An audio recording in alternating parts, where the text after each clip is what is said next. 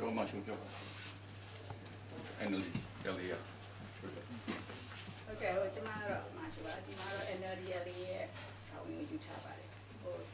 ဒုက္ခကြီးပြောတယ်လို့ပဲပေါ့နော်ကျွန်မတို့ဒီနေ့မှာဆိုလို့ရှိရင်လည်းကျွန်မတို့ရဲ့ကောင်းဆောင်တော်ဆန်းစုကြည်ကဒီလိုရဲမှာတို့ကိုယ်စားတူတူနဲ့အားလုံးလက်တွဲပြီးတော့ဒီရဲ့ဒီမိုကရေစီပေါ်ဆောင်ရေးကိုလုပ်နေတဲ့တို့ကကျွန်တော်တို့များဆုံးတာအခုလောလောဆယ်ဖြစ်ပေါ်နေတဲ့အခြေအနေကတော့အများကြီးဆုံးနေကြတယ်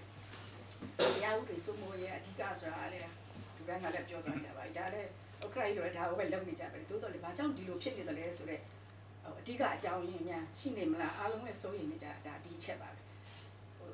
ရှေ့ကတော့လိုက်တိုင်းလောက်ပါတယ်ဒါပေမဲ့နောက်ကွယ်ကတကယ်လို့လုပ်နေတဲ့ဟာလေးတွေများဘာကြောင့်လဲဟိုနားလေးဖြစ်လိုက်ဒီနားလေးဖြစ်လိုက်ဟောနောက်တစ်ခုဖြစ်လိုက်ဟိုတစ်ခုဖြစ်လိုက်ဆိုဒီဒီမိုကရေစီလမ်းကြောင်းကိုတွားနေတဲ့အချိန်မှာခက်ခဲဆိုတော့ရှိမှာပဲနှောက်ယှက်ဆိုတာလည်းရှိမှာပဲအဲ့ဒါလေးတွေကိုအားလုံးရဲ့ဘိုင်းဝမ်ခုကြီးလက်တွဲဖော်ဆောင်မှုနဲ့ပို့ပြီးတော့ဆောင်ရွက်ပေးပါပြည်သူပြည်သားတွေငြင်းညမ်းမှုနောက်တစ်ခုကဆိုတော့ခုနပြည်တွင်းငြိမ်းချမ်းရေးနဲ့မြို့သားပြန်လည်ငြိမ်းချမ်းစီအဲ့ဒီမှာလည်းဒီတိုင်းရင်းသားအားလုံးရဲ့အတန်လေးတွေကိုလည်းနားထောင်ပေးပါသူတို့တွေကပြည်တွင်းမှာရှိတဲ့တိုင်းရင်းသားကိုယ်စားလှယ်တွေမကဘူးဒီနေဆက်မှာခုနဆရာတို့ပြောတယ်လို့ပေါ့နော်ဆရာဦးမဟိုလန်တို့နဲ့ဆရာဦးစောတို့လိုကွန်မန့်တက်နိုင်လို့ဒီမြို့သားတွေကရေရှည်ကြီးတို့ဒုက္ခခံပြီးတော့လုတ်ခဲ့ရတယ်ကိုယ့်ရဲ့မြို့သားလွတ်လပ်ရေးအတွက်ဆိုပေမဲ့